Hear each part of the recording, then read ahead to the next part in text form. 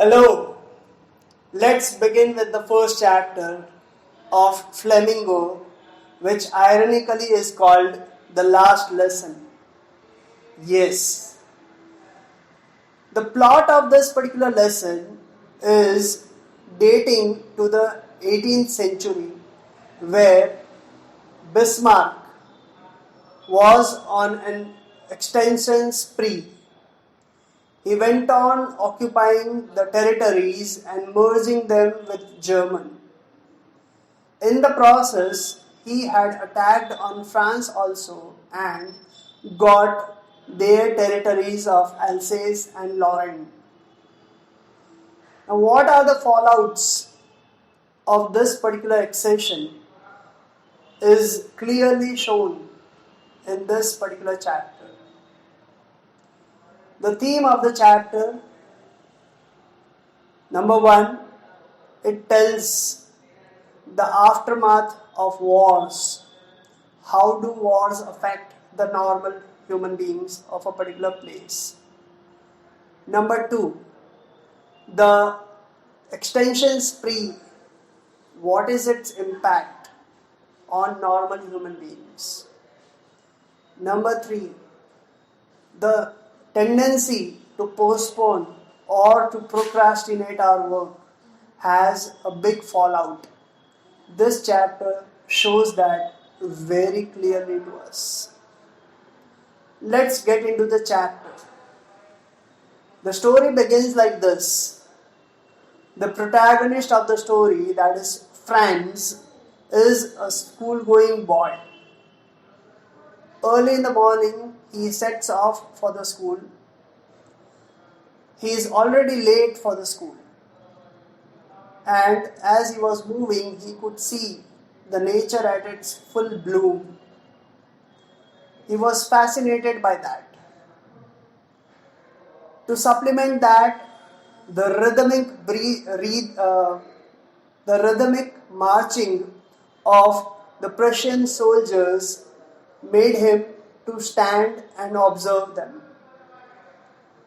And then the dread of his master, Hamel, that he was going to ask him about the participles which he had not prepared. These things summed up together discouraged him from going to school.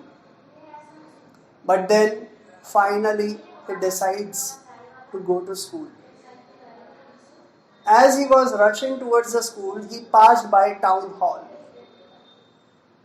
He saw a huge crowd outside the town hall in front of a bulletin board. This bulletin board was notoriously known to provide with negative news. He was wondering what can be a negative news so early in the morning. He was tempted to have a look at that. But then again he realized that he was getting late for the school, so he was rushing. At that time, he came across a blacksmith called Watcher who told him, "Hey lad, no need to worry, you won't be late for the school." Franz thought that he was mocking at him and he rushes towards the school.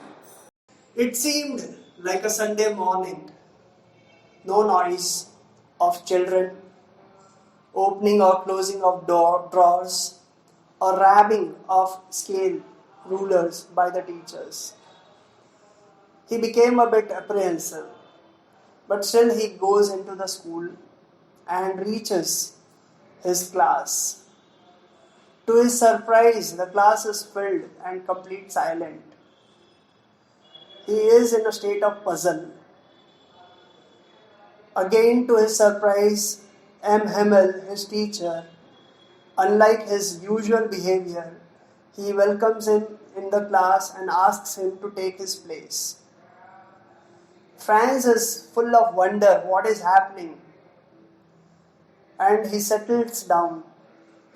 And after a while he notices that the whole class was filled up. Even the last benches which normally used to be empty were filled up by village elders who's who.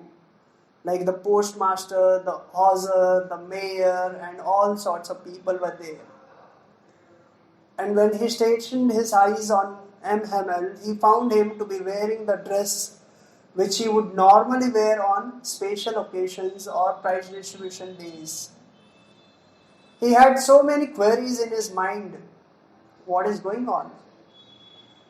And then, with a very solemn face, Hamel declares, "Today is the last lesson of French language, as the Prussians have invaded the provinces of Alsace and Lorraine, and they have imposed their language on us, and from tomorrow a German teacher is going to come and teach." This struck Franz like a thunderbolt.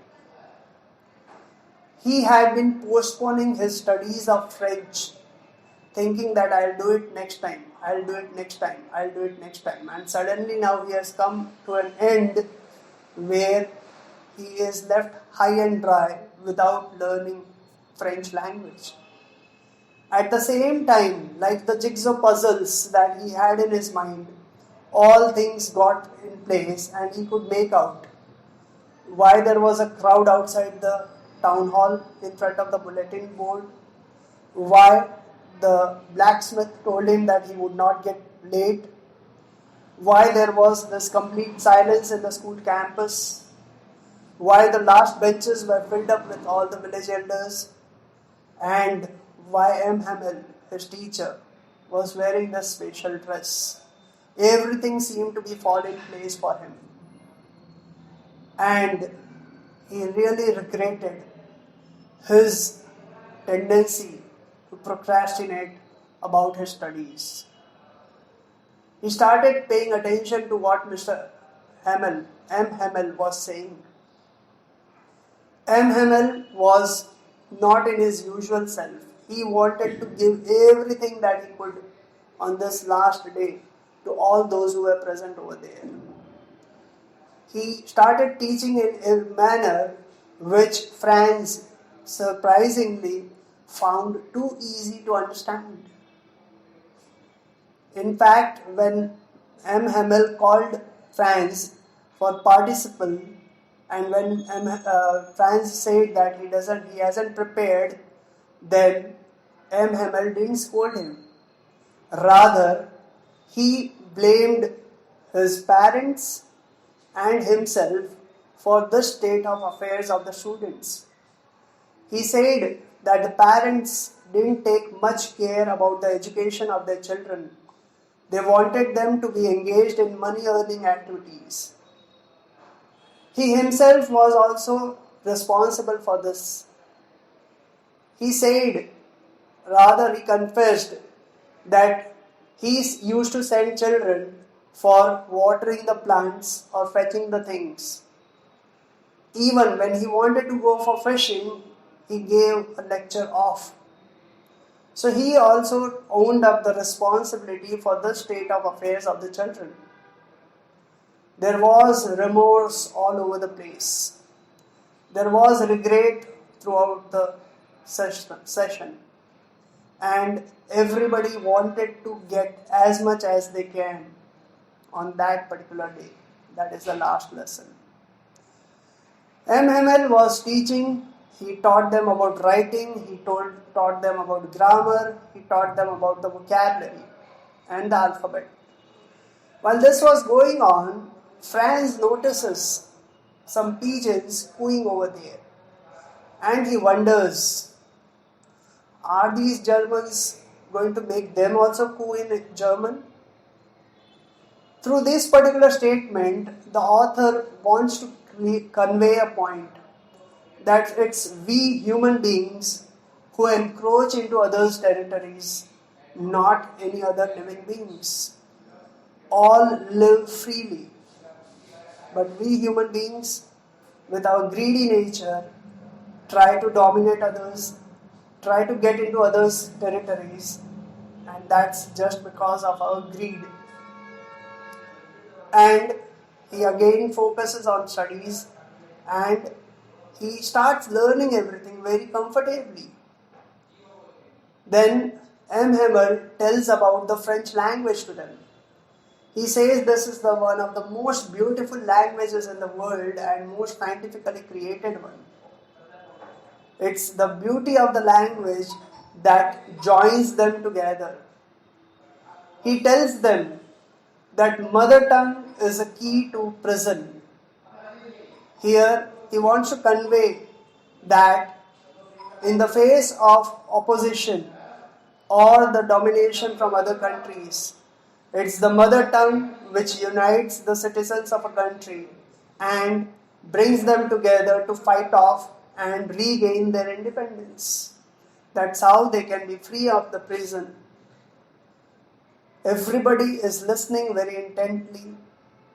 They are regretting, and the most of them all, Hamel, whose journey has been since last 40 years doing this day in, day out. And now suddenly he has to give up his job of teaching French to the students.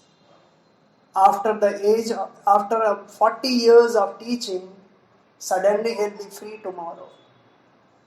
This has overwhelmed him. And that time, the church bell strikes and he says, the class is dispersed. He wants to say so many things, but throat is choked with emotions.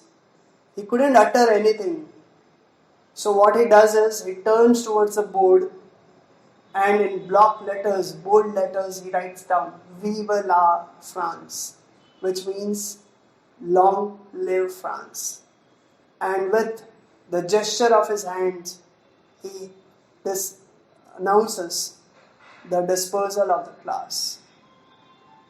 So, students, this is the last lesson by Alphonse Daudet, and I hope you have got this chapter in the best possible manner.